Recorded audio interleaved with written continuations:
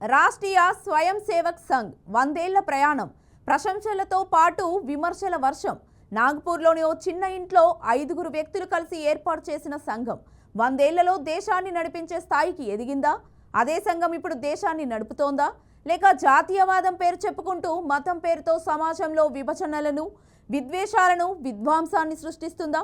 RSS ఒక శిక్షణ శిబిరమా లేక పాలన కేంద్రమా? గాంధీ హంతకుణ్ణి పుట్టించిన నేల నుంచి వచ్చిన భావాజాలం ఇప్పుడు రాజ్యాంగం మీదే ప్రభావం చూపుతోందా? ప్రజల ఓట్లతో గెలిచిన నాయకులు నాగపూర్లో మోకరిల్లడం ప్రజలకు అవమానమేనా? ప్రజాస్వామ్యయుతంగా ప్రజలు ఓట్లేసి ఎన్నుకున్న ప్రభుత్వ పాలనకు సేవా శిబిరాల చాటున ఆదేశాలు ఇవ్వడమా? ప్రజలు ఓటేసి గెలిపించిన బీజేపీ ప్రభుత్వం స్టీరింగ్ ఆర్ఎస్ఎస్ చేతుల్లో ఉంటే అదే ప్రజాస్వామ్యానికి గొడ్డలిపోట.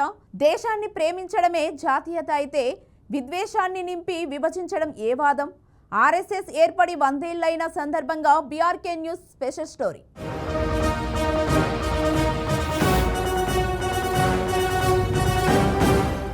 ఒక చిన్న గదిలో 5-6 మంది వ్యక్తులతో ప్రారంభమైన ఆర్ఎస్ఎస్ సంస్థ ప్రపంచంలోని అతిపెద్ద స్వచ్ఛంద సంస్థగా నిలిచింది.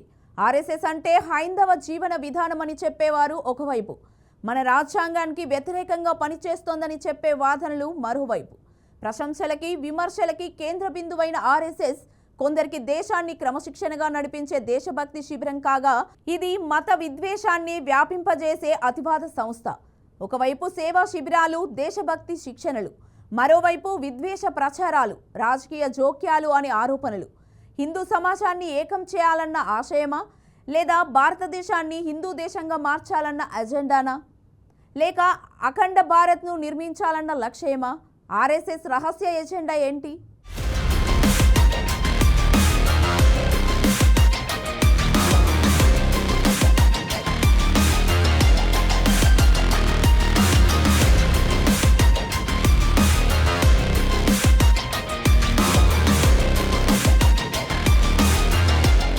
ఆర్ఎస్ఎస్ రాష్ట్రీయ స్వయం సేవక్ సంఘ్ మన దేశంలో ఇది ఒక హిందూ జాతీయవాద సంస్థ. దీనిపై అతివాద మతతత్వ సంస్థ అనే విమర్శలు కూడా ఉన్నాయి. 1925 సెప్టెంబర్ 27న కేశవ్ బలిరామ్ హెగ్డేవార్ అనే ఒకే ఒక వ్యక్తి ఆలోచనతో మరో 5-6 వ్యక్తులతో కలిసి ఆర్ఎస్ఎస్ ను మహారాష్ట్రలోని నాగ్పూర్లో స్థాపించారు. 2025 సెప్టెంబర్ 27 నాటికి ఆర్ఎస్ఎస్ ను స్థాపించి 100 ఏళ్లు పూర్తవుతోంది. అయితే హిందూ సమాజాన్ని ఏకం చేయడానికి, భారత్ను హిందూ దేశంగా మార్చడం కోసం ట్రైనింగ్ అందించడం ఈ సంస్థ ముఖ్య ఉద్దేశం.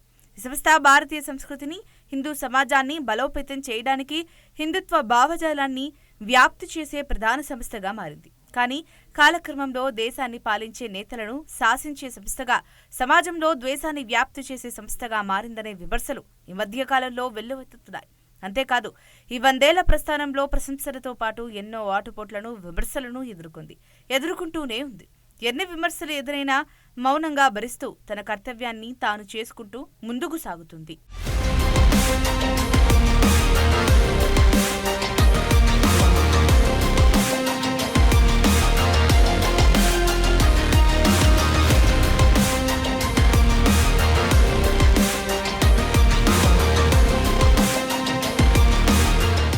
భారతదేశ పౌరులకు క్రమశిక్షణ ఇవ్వడం, భారతీయ హిందూ సమాజాన్ని హిందూ దేశంగా ఏర్పాటు చేయడం ఆర్ఎస్ఎస్ ముఖ్య లక్ష్యం. ఈ క్రమంలో 2వ ప్రపంచ యుద్ధంలో యూరోపియన్ మితవాద సమూహాల నుండి ప్రారంభ ప్రేరణ పొంది ఆర్ఎస్ఎస్ ఒక ప్రముఖ హిందూ జాతీయవాద సంస్థగా ఎదిగింది. అనంతరం కాలక్రమంలో అనేక అనుబంధ సంస్థల ఏర్పాటుకు దారితీసింది. ఈ సంస్థ సైద్ధాంతిక విశ్వాసాలను వ్యాప్తి చేయడానికి అనేక పాఠశాలలు, స్వచ్ఛంద సంస్థలు, క్లబ్బులను స్థాపించింది. స్వాతంత్ర్యం అనంతరం 1948లో జాతిపిత మహాత్మా గాంధీని నాథూరామ్ గాడ్సే 1948లో హత్య చేసిన తర్వాత అప్పటి హోంమంత్రి సర్దార్ వల్లభాయ్ పటేల్ తొలిసారిగా ఆర్ఎస్ఎస్ పై నిషేధాన్ని విధించారు. మహాత్మా గాంధీ హత్యకు ఆర్ఎస్ఎస్ కు సంబంధం ఉందనే ఆరోపణలతో ఆర్ఎస్ఎస్ ను ప్రభుత్వం నిషేధించింది. అయితే దాదాపుగా 18 నెలల తర్వాత నిషేధాన్ని ఎత్తివేశారు. అంతేకాదు 1975 నుండి 1977 వరకు ఎమర్జెన్సీ సమయంలో రెండోసారి, 1992లో బాబ్రీ మసీదు కూల్చివేసిన తర్వాత మూడవసారి విధించింది. అయితే హిందూ జాతీయవాద ఉద్యమంలో ఆర్ఎస్ఎస్ చారిత్రాత్మకంగా ప్రధాన పాత్ర పోషించిందనే ప్రశంసలున్నాయి.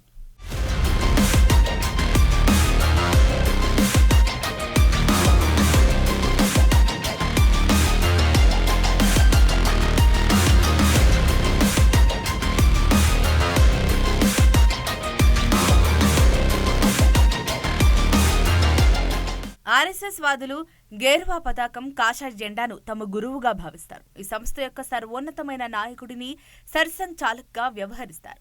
ఆర్ఎస్ఎస్ దీని అనుబంధ సంస్థలన్నింటినీ కలిపి సంఘ్ పరివార్ అని పిలుస్తారు. భారతీయ మజ్దూర్ సంఘ్, భారతీయ కిసాన్ సంఘ్, అఖిల భారతీయ విద్యార్థి పరిషత్, వనవాసి కళ్యాణ ఆశ్రమం, స్వదేశీ జాగరణ్ మంచ్, ప్రజ్ఞా ప్రవాహ్, ఇతిహాస సంకల్ప సమితి, విద్యా భారతి, సంస్కార భారతి, సాంస్కృతిక భారతి, అధివక్త పరిషత్, పూర్వ సైనిక్ పరిషత్, భారతీయ జనతా పార్టీ, విశ్వ హిందూ పరిషత్, రాష్ట్ర సేవికా సమితి వీటిలో ముఖ్యమైనవి. ఆర్ఎస్ఎస్తో పాటు ఈ సంస్థలన్నిటికీ పెద్ద సంఖ్యలో సభ్యులున్నారు. భారతదేశపు ఆధ్యాత్మికత, నైతిక సాంప్రదాయాలను పరిరక్షించడం ఈ సంస్థ ఆశయమని, ఆర్ఎస్ఎస్ హైందవాన్ని ఒక మతంగా కాక ఒక జీవన విధానంగా భావిస్తోందని చెబుతుంటారు. భారతదేశాన్ని తమ మాతృభూమిగా భావించే ప్రజల ప్రయోజనాలను పరిరక్షించటం తమ ఆశయంగా ఈ సంస్థ పేర్కొంటోంది.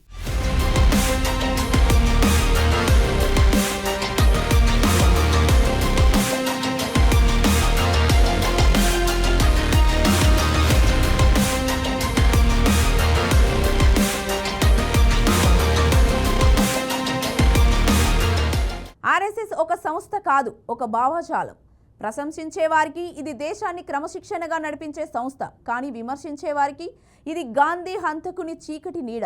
ఆర్ఎస్ఎస్ వాదులకు ఇదో జాతీయవాద సంస్థ, విమర్శకులకు ఇదో అతివాద సంస్థ. ఒకవైపు దేశభక్తి, మరోవైపు మత జెండా.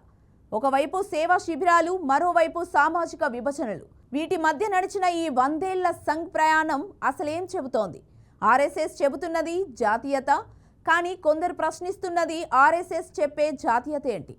ఇది మితిమీరిన జాతీయవాదమా, లేక మత విద్వేషంతో నిర్మించబడిన అతివాదమా?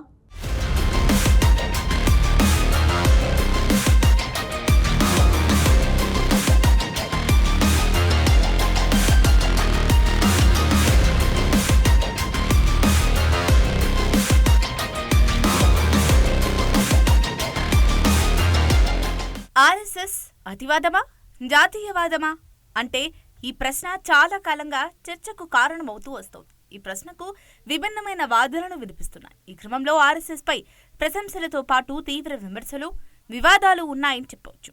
ఇందులోని వివాదాస్పద కోణాలు, వాస్తవాలు, విమర్శలు, సమర్థనలు బీఆర్కే న్యూస్ నిష్పక్షపాతంగా వివరిస్తోంది. హిందుత్వం ఆధారిత అజెండా ప్రకారం ఆర్ఎస్ఎస్ భావజాలం హిందూ రాష్ట్రమే లక్ష్యం అంటోంది. విమర్శకుల అభిప్రాయం ప్రకారం ఇది అతివాద భావజాలం అనే అభిప్రాయమూ లేకపోలేదు. అంతేకాదు, ఇది మతపరమైన ఉగ్రవాదాన్ని ప్రేరేపించవచ్చనే విమర్శలొస్తాయి. గాడ్సే గాంధీ హంతకుడు, మాజీ సంఘ్ స్వయం సేవకుడన్న ఆరోపణలతో సంఘ్పై నెగటివ్ ప్రచారం ఇప్పటికీ చెరిగిపోలేదు. ఆ నేపథ్యంలోని గాంధీ హత్య తర్వాత ఆర్ఎస్ఎస్పై అప్పటి హోంశాఖ మంత్రి సర్దార్ వల్లభాయ్ పటేల్ తొలిసారి నిషేధం విధించారు. అంతేకాదు, 1975 నుండి 1977 వరకు ఎమర్జెన్సీ సమయంలో రెండోసారి కూడా ఆర్ఎస్ఎస్ పై నిషేధం విధించారు అప్పటి ప్రధాని ఇందిరాగాంధీ. 1992లోనూ మరోసారి నిషేధానికి గురైంది ఆర్ఎస్ఎస్. బాబ్రీ మసీదు కూల్చివేసిన తర్వాత మతపరమైన ఉద్రిక్తతలు తీవ్రతరమయ్యాయి. దీంతో అప్పటి ప్రధాని పివి నరసింహారావు, హోంమంత్రి శంకర్రావు చావన్ మూడవసారి కూడా ఆర్ఎస్ఎస్ పై నిషేధం విధించారు. 1992 బాబరీ మసీదు కూలిపోవడానికి ముందు పివి నరసింహారావు ఆర్ఎస్ఎస్ సంస్థపై మెతక వైఖరి అవలంబించారని ఆరోపణలు కూడా ఉన్నాయి.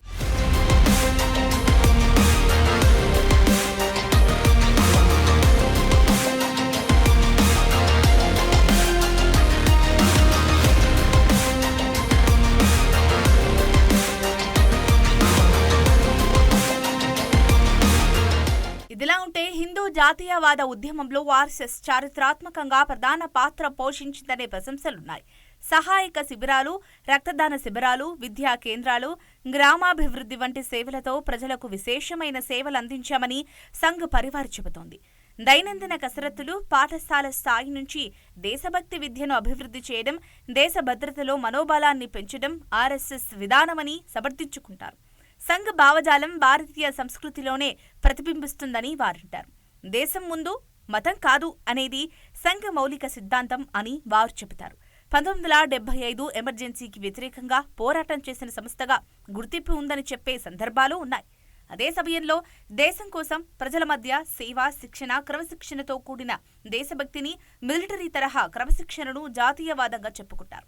ఇక 1965 భారత్ పాక్ యుద్ధం, 1962 ఇండో చైనా యుద్ధంలో ఆర్ఎస్ఎస్ కార్యకర్తలు అందించిన సేవలకు అప్పటి ప్రధాని జవహర్లాల్ నెహ్రూ ఆర్ఎస్ఎస్ సేవలను ప్రశంసించారు. ఈ క్రమంలో 1963 రిపబ్లిక్ డే పరేడ్తో పాల్గొనాల్సిందిగా ఆర్ఎస్ఎస్ ని కూడా ఆహ్వానించారు. మరోవైపు మైనారిటీలు, ముఖ్యంగా ముస్లిం, క్రిస్టియన్ కమ్యూనిటీలు తమపై సంఘ్ భావజాలం ద్వేషాన్ని పెంచుతోందని భావించేవారున్నారు. కొన్ని ప్రాంతాల్లో సంఘ్ అనుబంధ సంస్థలైన బజరంగ్ దళ్, విశ్వ హిందూ పరిషత్ వంటి సంస్థలు స్థానిక మత ఘర్షణల్లో కీలక పాత్ర పోషించాయనే ఆరోపణలున్నాయి. ఆర్ఎస్ఎస్ ను అతివాదిగా చూడాలంటే మతపరమైన విద్వేషాన్ని ప్రజల్లో నింపుతున్నారని బీజేపీయేతర పార్టీలు, కాంగ్రెస్, కమ్యూనిస్టులతో పాటు పలువురు మేధావులు, పౌర హక్కుల నేతలు ఆరోపిస్తుంటారు. ఆర్ఎస్ఎస్ పై అతిపెద్ద అపవాదు ఉంది. అదే బీజేపీ స్టీరింగ్ ఆర్ఎస్ఎస్ చేతిలో అని. ఏ రాజ్యాంగ హోదా లేనప్పటికీ నిజంగానే బీజేపీ స్టీరింగ్ ఆర్ఎస్ఎస్ చేతిలోనే ఉందా?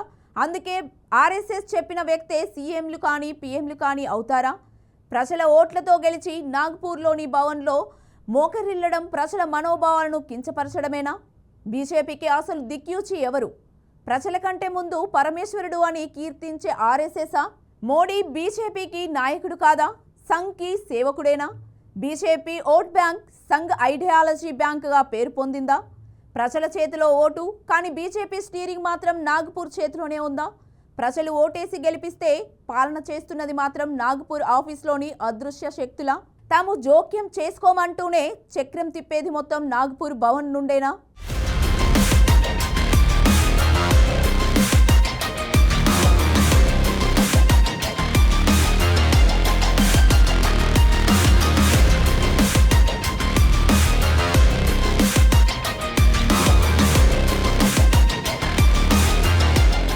బీజేపీ ఒక ప్రజాస్వామ్య రాజకీయ పార్టీగా ఎన్నికల్లో గెలుస్తోంది. కానీ తీరా పాలనలో హిందుత్వ షాడో గవర్నెన్స్ తో ముందుకు వెళ్తోందనే విమర్శలు చాన్నాళ్లుగా వినిపిస్తున్నాయి. అంటే ప్రజలే ఓటేస్తారు, కానీ పాలన మేనిఫెస్టో మాత్రం నాగ్పూర్లో తయారవుతుందనే విమర్శలున్నాయి. బీజేపీ జాతీయ అధ్యక్షుడి ఎంపిక నుండి పీఎంను ఎంపిక చేయడం, రాష్ట్రాలకు సీఎంలుగా ఎవరుండాలో నిర్ణయించడం వరకు అన్నీ కూడా నాగ్పూర్ సంఘ్ నుంచే వస్తుందన్నది బహిరంగ రహస్యం.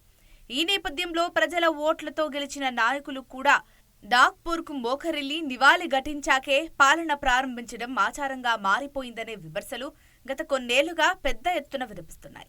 ఎన్నికల్లో గెలిచిన నేతలు ఎవరి దగ్గరకు వెళ్తున్నారు? రాష్ట్రపతిని కాకుండా నాగ్పూర్ కార్యాలయాన్ని దర్శించడం ఎందుకు అనే ప్రశ్నలు ఉత్పన్నమవుతున్నాయి.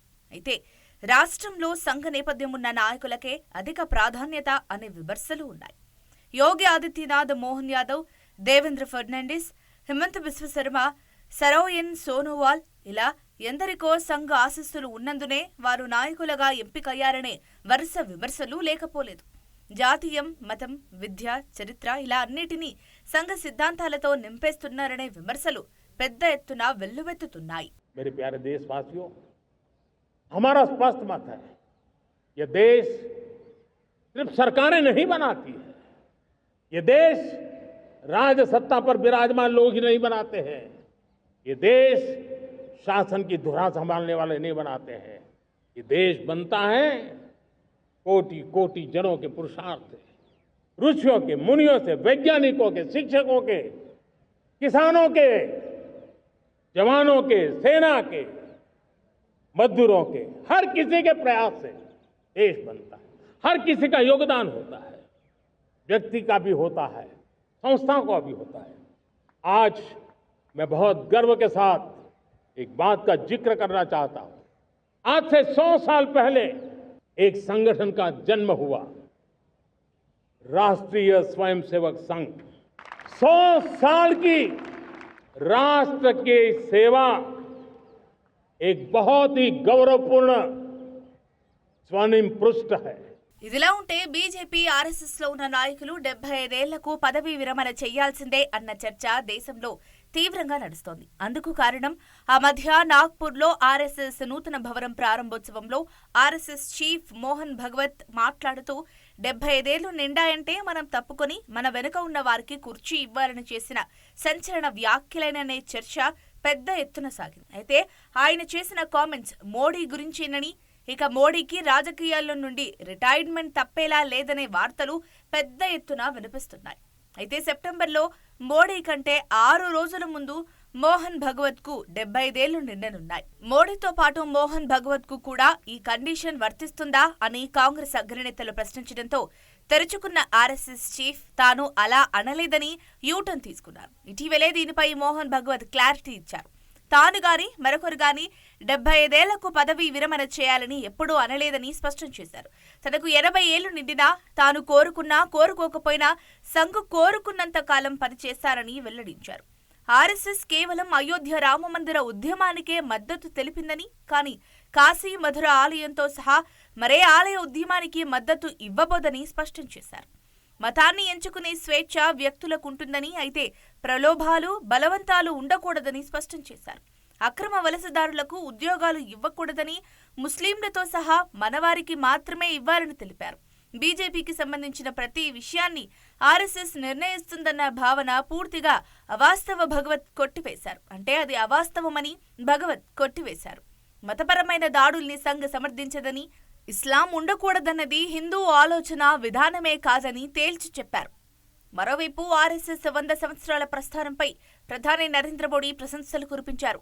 ప్రపంచంలోనే అతిపెద్ద ప్రభుత్వేతర సంస్థ అయిన ఆర్ఎస్ఎస్ సేవాభావం, అంకితభావం వంటి అంశాలు అసమానమైన క్రమశిక్షణ అని మోడీ అన్నారు. అంకితభావంతో కూడిన అద్భుతమైన ప్రయాణం పట్ల దేశం గర్విస్తుందని, ఇది మనకు స్ఫూర్తినిస్తూనే ఉంటుందని ఆయన పేర్కొన్నారు. తాను స్వయం సేవకుడిగా నేర్చుకున్నది దేశ సేవే అని ఎన్నోసార్లు ప్రస్తావించారు మోడీ. भद्रमिच्छन्त ऋषय स्वर्विदः, विश्व कल्याण की इच्छा रखने वाले, सृष्टि के रहस्य को जानने वाले ऋषियों ने तपो दीक्षाम उपसे दुरग्रे, दुर्धर तप की दीक्षा धारण करके तप किया, ततो उससे राष्ट्रम बलम ओजश्च जातम, हमारे राष्ट्र का, हमारे बल का, हमारे ओज का निर्माण हो। और इसलिए परंपरा से हमारी संस्कृति ने सिखाया है हमको, पूर्वजों का आदेश, एतद्देश प्रसूतस्य सकाशादग्र जन्मनाथ स्वम स्वम चरित्रम शिक्षेरन पृथिव्याम सर्वमानव। प्राचीन देश होने के नाते बड़े भाई जैसा इस देश के लोग ऐसा जीवन जिए कि दुनिया का प्रत्येक व्यक्ति आए और जीवन की विद्या भारत के लोगों से सीखे। ये जीवन की विद्या क्या है? तो जीवन में विविधता है, सृष्टि में विविधता है, परस्पर विरोध भी है, वो विविधता है टकराती भी है, लेकिन ये सब विविधता एकता का ही आविष्कार है। तो उन सबको मानना, उन सबको संभालना और संभालते हुए साथ लेकर सबको चलना, सब सुखी हो। Maximum good of the maximum people नहीं, सर्वे पी सुखिनः सन्तु, सब सुखी हो। అయితే సంఘ సలహాలు ఇవ్వొచ్చుగాని పాలనలో తమకేం భాగం ఉండదని ఆర్ఎస్ఎస్ అగ్రనేతలు చెబుతుంటారు. బీజేపీకి తాము మార్గదర్శకత్వం మాత్రమే చేస్తామని, పాలనలో జోక్యం ఉండదని తేల్చి చెప్పారు. సంఘ్ ఉన్నదే పాలనలో విలువలు పెంచడానికి అని చెప్పేవారు బీజేపీ నేతల్లోనే ఉన్నారు. సంఘ్ వల్లే మమ్మల్ని శక్తివంతం చేశారని అంటారు. కానీ ఆర్ఎస్ఎస్ అగ్రనేతలు చెప్పే ప్రకటనలు ఒకలా ఉంటే చేసేవి మరోలా ఉంటాయనే విమర్శలున్నాయి. మొత్తం కదంతా వెనకుండే నడిపిస్తారనే విమర్శలు ఉన్నాయి. రాజకీయం మొత్తం వెనకుండి నడిపేది నాగ్పూర్ భవనంలోని నేతలదేననేది నిర్వివాద అంశమని విశ్లేషకులు అభిప్రాయపడుతూ ఉంటారు. ఒక స్వచ్ఛంద సంస్థకు రాజ్యాంగబద్ధ ప్రభుత్వంపై అంతటి ప్రభావం ఉండడం సమంజసమా అని ప్రశ్నించేవారు ఉన్నారు. ప్రజల ఓటుతో వచ్చిన నాయకుడిని ఓటు వేయని సంఘ్ మార్గనిర్దేశనం చేస్తే అది ప్రజాస్వామ్యానికి గొడ్డలిపోటు కాదా అని ప్రశ్నిస్తున్నారు. ఇది సాయమా లేక పాలనా నియంత్రణ అని నిలదీసేవారు ఉన్నారు. బీజేపీకి ఓట్లు వేసింది ప్రజలు, స్టీరింగ్ మాత్రం సంఘ చేతుల్లో పెట్టాలంటే ప్రజలే బ్రేక్స్ వేస్తారనే ప్రజాస్వామ్యవాదులు ఉన్నారు. ప్రజాస్వామ్యంలో ప్రజల ఓటే పరమాధికారం, సంఘ్ కాదనేది నిర్వివాద అంశం. మరోవైపు ఆర్ఎస్ఎస్ నేతలు తమ అనుబంధ సంస్థలకు పూర్తి స్వేచ్ఛనిస్తూ సమాజంలో మత విద్వేషాలు సృష్టించే విధంగా పురమాయిస్తున్నారనే విమర్శలు ఉన్నాయి. ఇది గతేడాది నుండి మరింత ఎక్కువైందని, గత ఎన్నికల్లో బీజేపీకి సీట్లు తక్కువగా రావడంతో బీజేపీ అగ్రనేతకు క్లాస్ పీకిన ఆర్ఎస్ఎస్ అగ్రనేతలు సమాజంలో పెద్ద ఎత్తున మతం, ధర్మం పేరుతో పెద్ద ఎత్తున ప్రచారం చేసి ప్రజలను తమ వైపు తిప్పుకోవాలని, తద్వారా వచ్చే ఎన్నికల్లో బీజేపీ పూర్తి స్థాయిలో సంపూర్ణ మెజారిటీ సాధించాలని దిశానిర్దేశం చేసినట్లు వార్తలు వినిపిస్తున్నాయి. ఈ నేపథ్యంలోనే క్షేత్రస్థాయిలో అయితే మరీ దారుణంగా వ్యవహరిస్తున్నారని, మతం, సనాతన ధర్మం పేరుతో విషాన్ని, విద్వేషాన్ని మనుషులకు ఎక్కిస్తున్నారనే ఆరోపణలు వెల్లువెత్తుతున్నాయి. ప్రశ్నించిన వారిపై దాడులు చేస్తూ సమాజంలో విధ్వంసాన్ని సృష్టిస్తున్నారనే విమర్శలు లేకపోలేదు. మతం పేరుతో విద్వేషాలు నింపుతూ సమాజంలో విష బీజాలు నాటుతూ విభజించి పాలించే ప్రయత్నాలు జరుగుతున్నాయని ప్రజాస్వామ్యవాదులు ఆందోళన చెందుతున్నారు. ఇది బీజేపీ అధికారంలోకి వచ్చిన ఈ 10 ఏళ్లలో మరింత పెచ్చరిల్లిందని, దీనికి ప్రజాస్వామ్యవాదులు అడ్డుకట్ట వేయాల్సిన అవసరం ఎంతైనా ఉందంటున్నారు.